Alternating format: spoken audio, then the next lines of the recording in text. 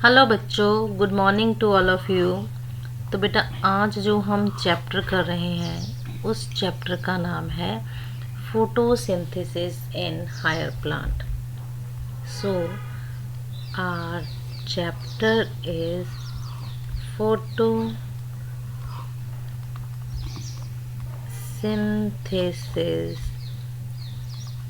इन higher plants. ठीक है, class 11th का चैप्टर नंबर 11। इसमें जो हम टॉपिक करेंगे उस टॉपिक का नाम है बेटा C4 प्लांट्स। उस टॉपिक का क्या नाम है? C4 plants. तो सबसे पहले हमें ये पता होना चाहिए कि C4 प्लांट्स होते क्या हैं। तो ऐसे प्लांट्स बेटा जिनमें at the time of photosynthesis, जब वो फोटोसिंथेसिस करते हैं, उनमें जो फर्स्ट स्टेबल कंपाउंड बनता है, जो फर्स्ट स्टेबल कंपाउंड बनता है वो कैसा होता है? वो होता है 4 कार्बन कंपाउंड। ठीक है, इसी वजह से क्योंकि जो फर्स्ट स्टेबल कंपाउंड बना वो बना 4 कार्बन, इसी वजह से इसका नाम पड़ा C4 प्लांट। और इस कंपाउंड का नेम क्या है? इस कंपाउंड का नेम है OAA। What is the meaning of OAA? That is oxalo acetic acid. ठीक है बेटा, अब हम करें अगर इनके हैबिटेट की बात, तो कौन से हैबिटेट में ये सरवाइव कर सकते हैं? तो इन्हें बेटा dry and tropical regions, dry and tropical regions ज़्यादा फेवरेबल हैं। दो चीज़ें हमें पता चल गई कि C4 प्लांट्स क्या होते हैं।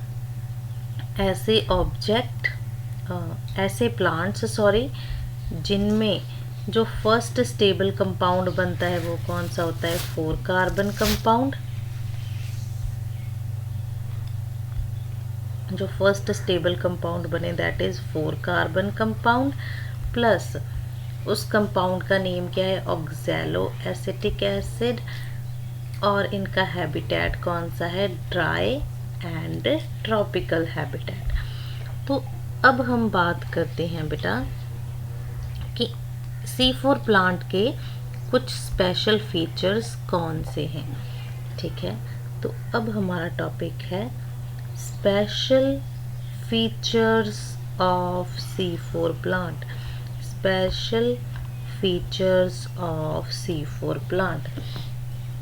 तो अगर हम इनके स्पेशल फीचर्स की बात करें तो इनका जो सबसे पहला फीचर है बेटा वो क्या है कि इनमें स्पेशल लीफ एनाटॉमी होती है। क्या होती है?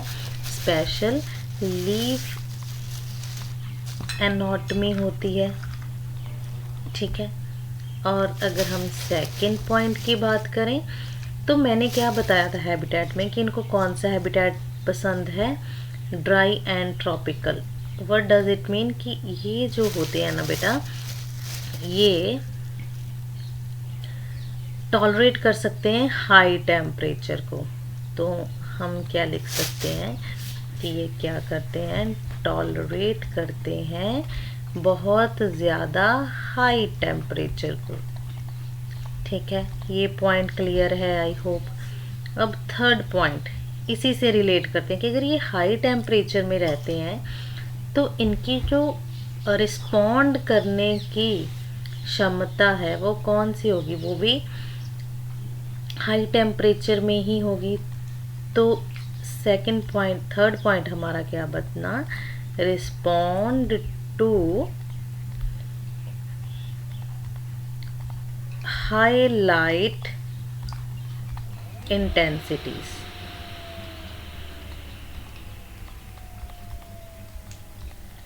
ठीक है, तो ये बना। अब बारी आती है फोर्थ पॉइंट की, कि फोर्थ पॉइंट कौन सा है। फोर्थ पॉइंट है बेटा कि इनमें फोटो रेस्पिरेशन नहीं होती। क्या नहीं होती? No photo respiration. अब ये फोटो रेस्पिरेशन क्या होता है वो मैं आपको बाद में बताऊंगी, क्योंकि वो एक अलग टॉपिक है। और अगर इनमें फोटो रेस्पिरेशन नहीं होती है ना बेटा, तो इनकी प्रोडक्टिविटी जो होती है बहुत ज़्यादा होती है। प्रोडक्टिविटी क्या होती है? हाई होती है। ठीक है, आई होप ये सारे पॉइंट आप सबको क्लियर है, ये 4 के 4 पॉइंट।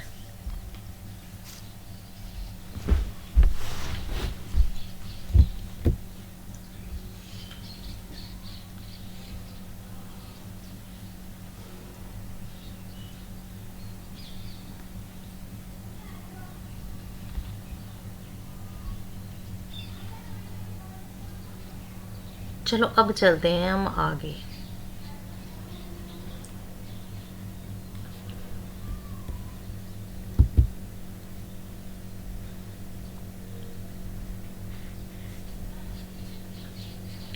नेक्स्ट जो हमारा पॉइंट होगा बेटा वो कौन सा होगा, कि मैंने जो आपको पॉइंट बताया वो क्या था। वो क्या था? मैंने बताया था कि इसमें कुछ स्पेशल लीफ एनाटॉमी होती है। स्पेशल लीफ एनाटॉमी होती है। उस स्पेशल एंड लीफ एनाटॉमी का क्या मतलब है कि हमें पता है कि जो लीफ होता है ना, लीफ, जब हम इसका सेक्शन कट करते हैं तो हमें इसके अंदर क्या देखने को मिलते हैं? हमें इसके अंदर देखने को मिलते हैं मेसोफिल सेल्स। तो ये हम कंसिडर कर लेते हैं, ये मैंने क्या ड्रॉ किया? Mesophyll cell. इस मेसोफिल सेल के अंदर हमें देखने को मिलते हैं वेस्क्यूलर बंडल। ठीक है, तो ये क्या बन गया? Vascular bundle. तो क्या होता है बेटा, इन वेस्क्यूलर बंडल को कुछ स्पेशल सेल सराउंड कर लेते हैं, लाइक दिस, लाइक दिस। ठीक है, उन सेल्स को क्या बोला जाता है? उन सेल्स को बोला जाता है बंडल शीथ सेल्स। क्या बोला जाता है? Bundle sheath sales. ओके, तो ऐसी एनाटॉमी जिसमें क्या हो बेटा, जिसमें वेस्क्यूलर बंडल्स को सराउंड किया हो किसने?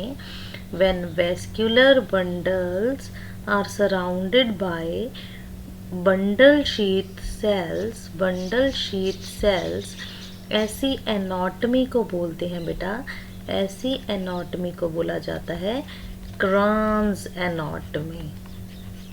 क्रान्स एनाटॉमी वेरी मच इम्पॉर्टेंट, बहुत ही इम्पॉर्टेंट टॉपिक है ये। क्रान्स एनाटॉमी क्या होती है?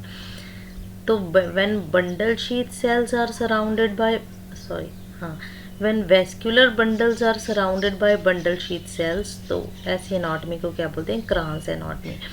According to NCERT, what does Kranz means? Kranz का मीनिंग होता है बेटा रीथ। अब ये रीथ क्या होती है?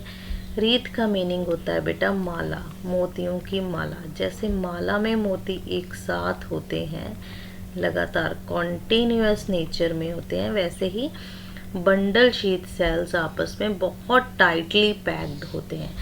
तो अब इसका क्या मतलब हुआ?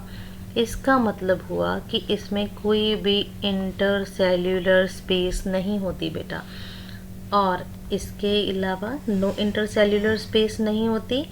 इसके अलावा अगर ये बहुत टाइटली पैक्ड है, पॉइंट को समझे, अगर ये बहुत टाइटली पैक्ड है एक दूसरे के साथ, तो इसमें बेटा कोई एक्सचेंज ऑफ गैसेस नहीं होता होगा। तो ये जो बंडल सेल्स, शीट सेल्स हैं, ये कैसे होते हैं? Impervious to exchange of gases, exchange of gases. ठीक है, ये ऐसे होते हैं। तो अब बेटा एक पॉइंट और आपको याद रखना है, एक पॉइंट और आपको क्या याद रखना है कि जितने बंडल शीट सेल्स होंगे उतने ही इसमें क्या होंगे, उतने ही इसमें क्लोरोप्लास्ट होंगे। बंडल शीट सेल्स में उतने ही क्लोरोप्लास्ट हैं। ये सब क्या है? Chloroplast, chloroplast. ये क्या है? क्लोरोप्लास्ट है। अब देखो, अब इससे एक नया पॉइंट हमारे पास बन सकता है, वो क्या है कि जितने क्लोरोप्लास्ट होंगे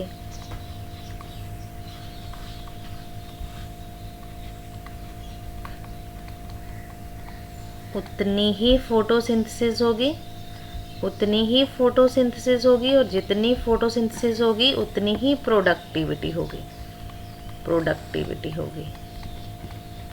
ठीक है बेटा, तो this is all about C4 plant. एक बात और बेटा आपको ये जो पता होनी चाहिए C4 प्लांट के बारे में, वो कौन सी है? दैट इज कि जो C4 प्लांट है ना, वो अपना खाना बनाने के लिए एक नया साइकिल बनाते हैं, फॉलो करते हैं। उस साइकिल को बोलते हैं C4 साइकिल।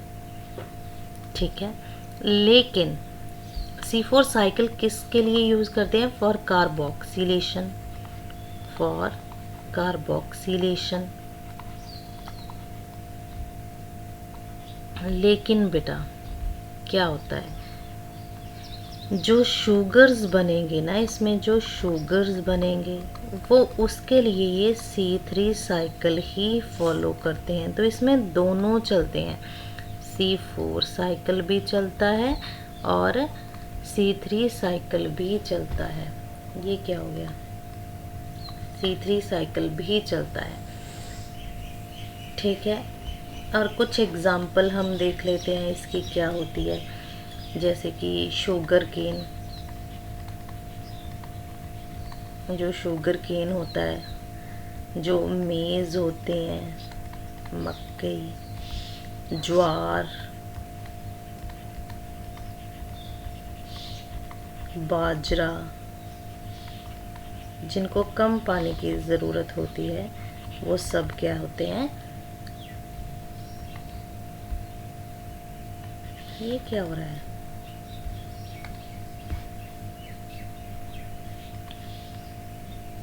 शुगर केन, मेज़, ज्वार और बाजरा, ये हो गए हमारे कुछ एग्जाम्पल। तो इस वीडियो में सिर्फ इतना ही, बाकी मैं आपको नेक्स्ट वीडियो में बताऊंगी। Thank you.